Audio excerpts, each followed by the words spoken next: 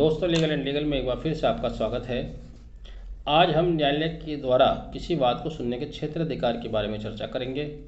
जब आप कोई वाद योजित करते हैं तब वह किस न्यायालय में योजित किया जाएगा, इसके कई सारे आधार हैं। जैसे कि वादी कहाँ निवास करता है, घटना कहाँ घटित हुई है। जहाँ आमतौर से वादी निवास करता है वह न्यायालय के क्षेत्राधिकार में आता है, या जहाँ घटना घटी है वह न्यायालय के क्षेत्राधिकार में आता है।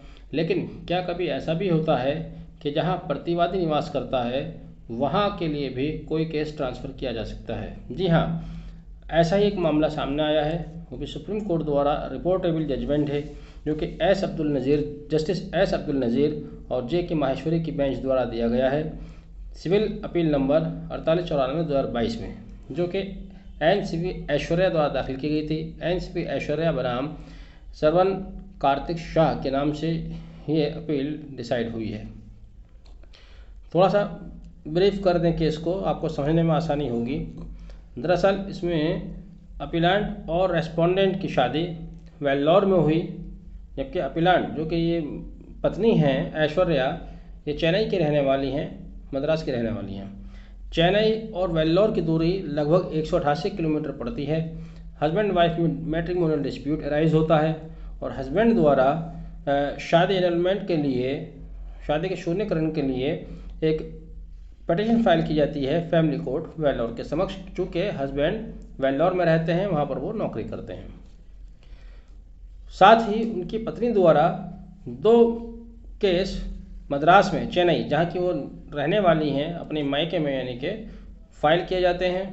पहला केस उन्होंने सेक्शन 9 हिंदू मैरिज एक्ट 1955 के तहत दाखिल किया, कंजुगल राइट्स के लिए, restriction for conjugal rights.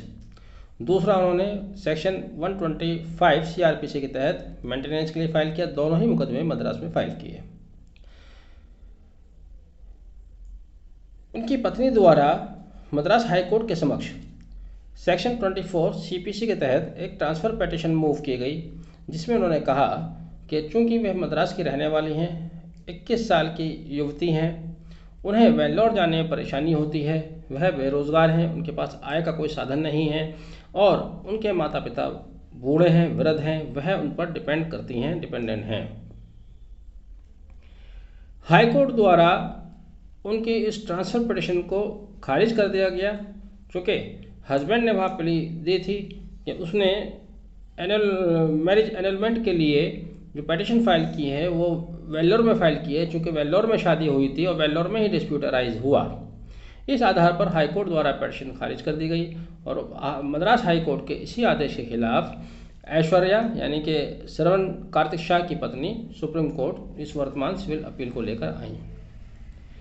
Supreme court ने तथ्यों का अवलोकन करने के बाद निर्णय पत्नी के पक्ष में दिया।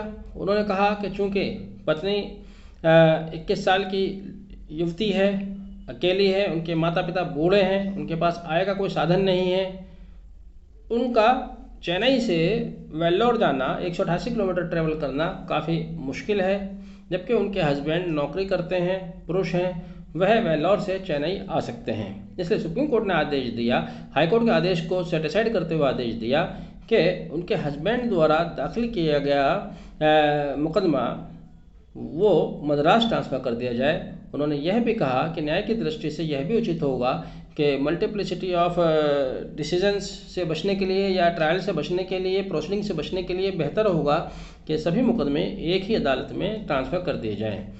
इस पक्ष को देखते हुए भी सुप्रीम कोर्ट ने निर्णय पत्नी के पक्ष में सुनाया।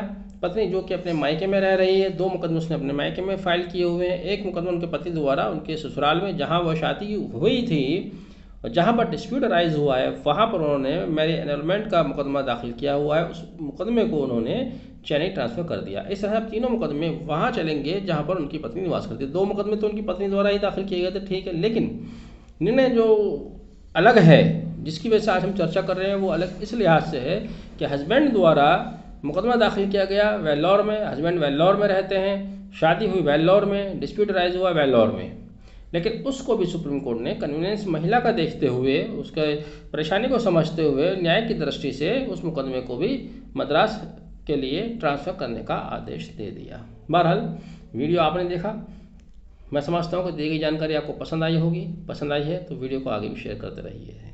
Thank you, have a nice day.